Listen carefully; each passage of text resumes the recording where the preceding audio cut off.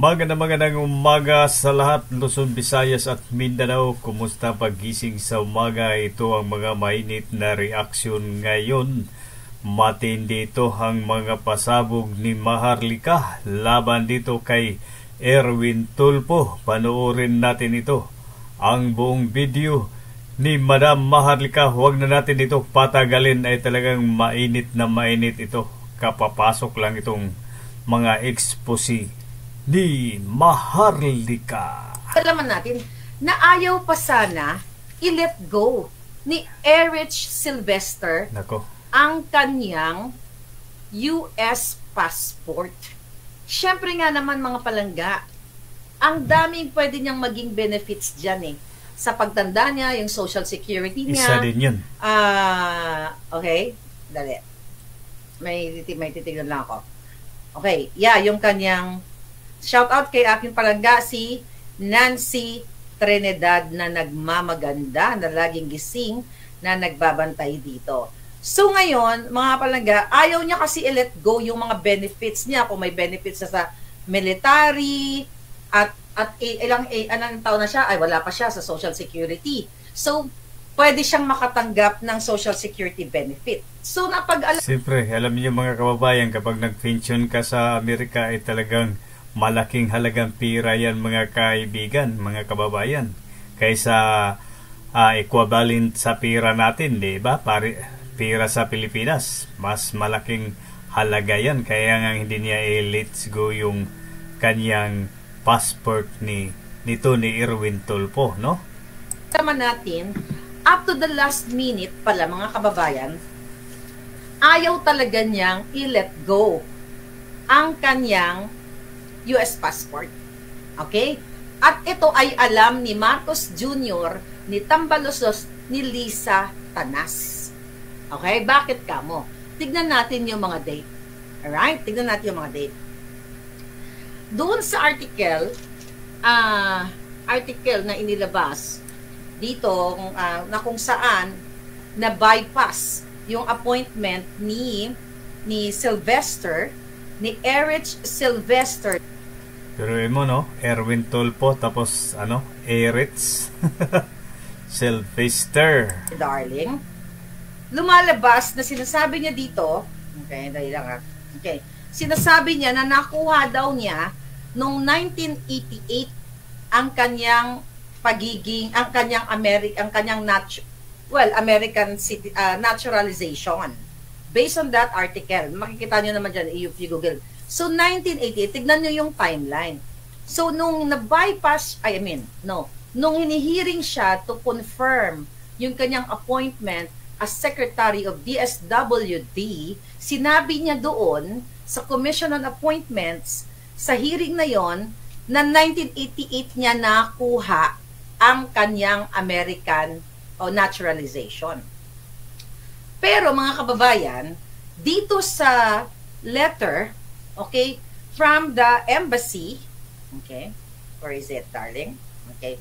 Pero dun sa letter na pinost natin mula sa embassy, mga kababayan, ay una niyang nakuha yung kanyang, nag-apply pala siya ng passport noong 1991. Okay? So, magulo talaga. Kasi pinanganak siya 1963, di ba? Ang original niyang kapananganakan ay 1963 sa Leyte. Tapos sa Hawaii, sinabi niya, pinanganak siya as... Pero ininyo mga kababayan, pinanganak si Erwin sa Leyte, tapos pinanganak pa siya uli doon sa Hawaii. Sylvester, Erich Sylvester, 1965, December 30, 1965. Then yung sa Tacloban naman ay August 6, 1963. Ngayon, eto na nga. So, doon sa article na binasa ko kanina, 1988 daw siya naging American or natural citizen. So, 1988, 1999, 1991. So, based on the documents coming from the embassy, the US Embassy, eto yun yung pinost natin. Ayan, di ba yan? So, nakalagay dito, 1991 siya nag-apply ng US passport. So, talagang si Erich Sylvester ay nagnakaw talaga siya na. Alam niyo mga kababayan, no? Ay talagang astig ito si Madam Maharlika, mga kababayan, kasi biruin mo, di ba? Lahat ng mga dokumento ay nasa kanya, di ba? Ay talagang kabog sa banga ang kanyang mga pasabog. Hindi ito talaga ay mga gawa-gawa lang. Talagang totoo ito ang mga expose ni Madam Maharlika, di ba? Ang identity. Kasi ang palabas niya dito, ang sinabi niya pala, doon sa kanyang vlog, na pumunta siya ng Amerika as tourist, 'di ba? Talagang nagsusuntukan yung mga information. So meaning kung 1988 sinasabi niya na-acquire niya yung kanyang naturalization, 'di ba? Pero nakalagay doon sa letter ng embassy 1991 siya nag-apply sa kanyang US passport. So ang gulo-gulo talaga. Nagsisinungaling talaga to si Erwin Tulfo, si Erich Tulfo. Pero fast forward na tayo. Ito ang kwento sa atin ng puting ahas. By the way, tina-target na nila ako talaga lahat. Lahat ng mga alipores ni Lisa Tagas. Ang sabi sa akin, Maharlika, sobra ka na daw. Sobra ka na. Pero mo mga kababayan, mga puting ahas ni Madam Maharlika ay talagang matindi din, no? Walang takot nga gorgorin sila ni Bangag at kay ni Satanas, di ba? Siyempre, yung mga puting ahas ni Madam Maharlika ay galing mismo yan doon sa loob ng palasyo sa Malacanang, di ba? Lahat ini-expose mo na. Anyway, hindi naman ako unang nag-expose nito. Na-forward lang sa akin ang information ng mga puting ahas. Ayun, actually, mga hindi puting. ako, marami na ang nagano dyan, mga puting ahas. Kung hindi naman dahil sa mga puting ahas, hindi nakarating kay Madam Maharlika, di ba? Post before me. Then anyway, napag-alaman natin, ang sabi sa akin ng aking mga palangga sa Malacanang, shout out. Ayan, Malacanang, maliban kay Butod, kay Lisa Tanas at kay Bangag na kidnapper smuggler. Naku, mga kababayan, na target na lola ninyo. Okay, to the last minute, ayaw daw ni Erich. Ang ibig sabihin, tinarget si Madam Maharlika, ibig sabihin, gogorgorin siya. Ni Erich Sylvester na i-let go yung kanyang ang kanyang passport. True enough. Why? Binalikan ko yung date. May 2022, kahit tignan nyo dyan sa mga article dyan sa media, May 2022, nagsalita na sa media ang Office of the President, ang mga bangag, na i-appoint si Erwin Tulfo sa DSWD. Okay, tandaan nyo May 2022. So, nung August 3, June, like after a month na umupo na si Bangag, nag-take na ng oath si Erich Sylvester. August 3, 2022. Okay? Dito sa dokumento na to,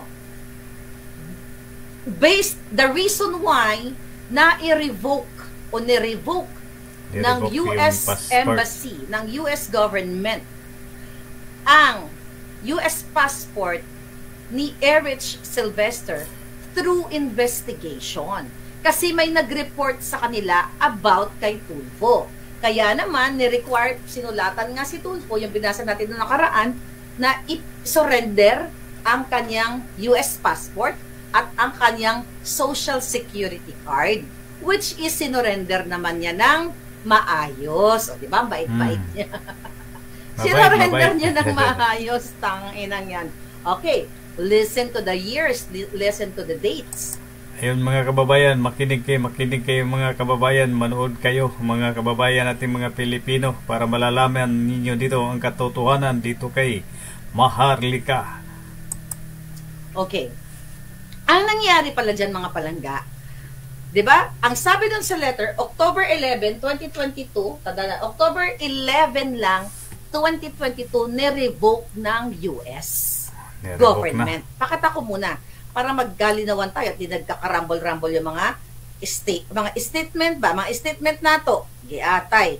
So, June pa lang, actually, June pa lang mga palangga, nire-request na dahil may nag-chu-chu. Syempre, nakuha siya as cabinet secretary, di ba? May nag-inform sa US Embassy na ito nga patungkol kay Erwin Tulfo na in-appoint si Eric Sylvester na inappoint sa DSWD.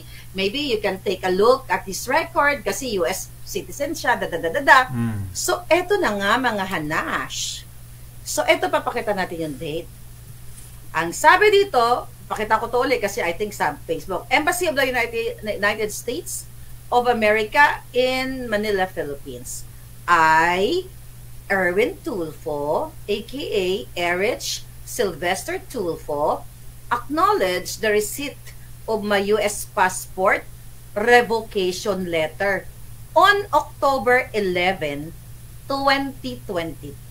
Ayun naman pala, gipirmahan naman yan ni Dodong. Ayan. Mabait kasi gipirmahan niya.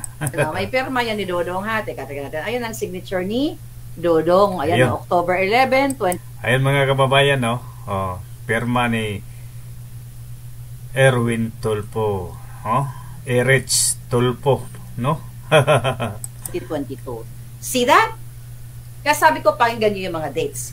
So, sabi dito, I, Jose Luis Rey, personally delivered the passport revocation letter to Erwin Tulfo or aka Erich Sylvester and witnessed his signature on this receipt in the Manila, Philippines, October 11, 2022. Ayan, may pirma yan, mga palangga.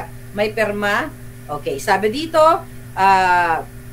Republic of the Philippines, City of Manila, Embassy of the United States of America, subscribed and sworn on before me this 11th day of October 2022. Ayan uli ang petsa, mga hitad.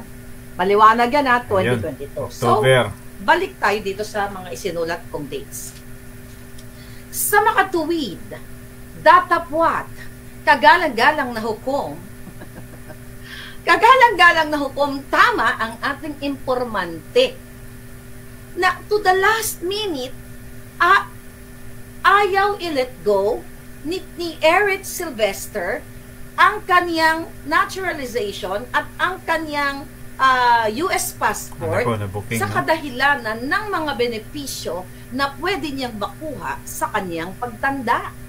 Bakit kamo? Ulitin natin, May 2022, sinabi ni Bangag na appoint ko si Erwin sa DSWD. Dapat, alam mo, kung maintindihan ko pa alam mo, Erwin, ang ginawa mo dapat, alam mong nanalo na si Bangag, alam mong masisilip tayo sa'yo to, ikaw na yung nagpusa, na nirenounce. Dapat noon, hindi pa siya nakaupo, dapat kusa na niyang sinurrender ang kanyang American citizen, di ba? Mo yung citizenship mo, sinurrender mo yung passport mo. Ayun. The problem with you, suga pa ka. Nako. Ganid ka, matakaw ka, masiba ka. Mga kababayan, sa hindi pa nakasubscribe dyan sa aking channel, pakisubscribe. Maraming salamat mga kababayan. Tunghayan natin si Maharlika palagi sa kanyang mga expose ay talagang mga mainit ang kanyang mga expose. Dito lang ninyo mapanood, Buljak TV at dito sa aking channel. Why? May 22 sinabi na ni Bangag. Kasi kung ako, like sa case ko, di ba, Amerikana ako, di ba? Amerikana, Filipino-American. Kasi pwede ka mag-assume ng office as long as i-renounce mo yung citizenship mo.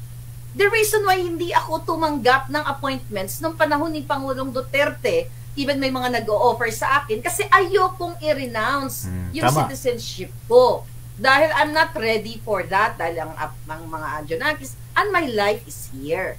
Okay? At nasa batas naman ng Pilipinas, at ino-honor naman yan yung dual citizenship. Ang pagiging PhilAm. Kaya nga, may konyo-konyo according to the Republic of the Philippines. So, diba, ganun yung mga Tulfo, akala mo kung sino. So, mga kababayan, tumpak, planga, kabog sa banga, ang ating mga informante na to the last minute, ay talagang kabog sa banga ang mga pasabog ni Maharlika, mga kababayan, kasi ang mga informante niya ay talagang nagtatrabaho yan dyan sa ating pamahalaan, di ba? Siyempre, hindi na natiis sa mga sa mga puting ahas ni Maharlika, kaya ipinasa niya dito kay Maharlika para ma-expose, di ba? So yun lang ang aking reaction ngayon. Maraming salamat. Subaybayan ninyo palagi si Maharlika sa kanyang mga vlog, sa kanyang mga live. Tunghayan natin. Maraming salamat. Mabuhay tayong lahat mga Pilipino.